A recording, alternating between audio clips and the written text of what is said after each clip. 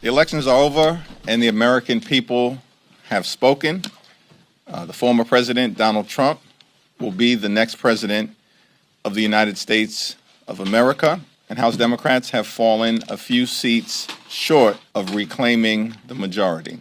House Democrats in the new Congress will work to find bipartisan common ground whenever and wherever possible with the incoming administration in a manner consistent with our values, but at the same time, always push back whenever necessary against far-right extremism that will hurt the American people.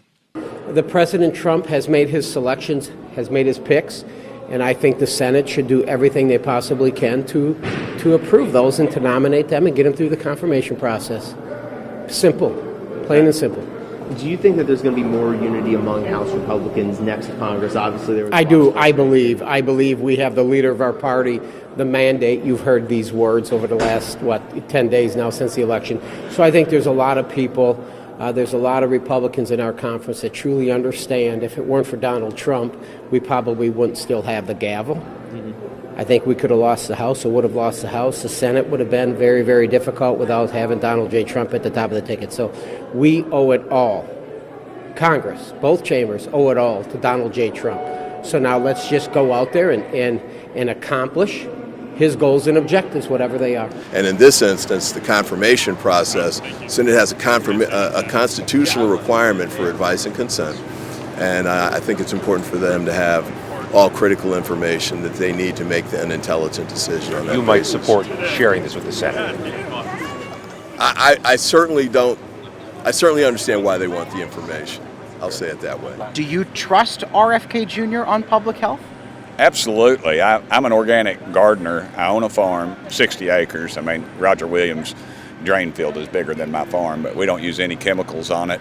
I think we really should address that. I think big pharma, big food are literally killing people. But we're asking about vaccines and their Well, he's not going to have final say over it. There is a process that's done. So, what would the House and the Senate be able to do? well, of course, if we had some guts, we would control their funding, and if they get out of line, we cut those departments. Well, the entire government I know is going to serve him and him alone. It's not going to serve the country. There's already talk about basically purging the Department of Defense of anyone who's not loyal. That seems to be the number one biggest priority. Okay, I mean, Donald Trump told us for 4 years what he was going to do, and he's doing it. Of course they're not doing background checks. Look, I mean, part of the reason they can move so fast is they've got the easiest vetting process in the world right now, which is it consists of one question. Will you be absolutely loyal to Donald Trump and do whatever he asks you to do when he asks you to do it? And if the answer is yes, you're vetted.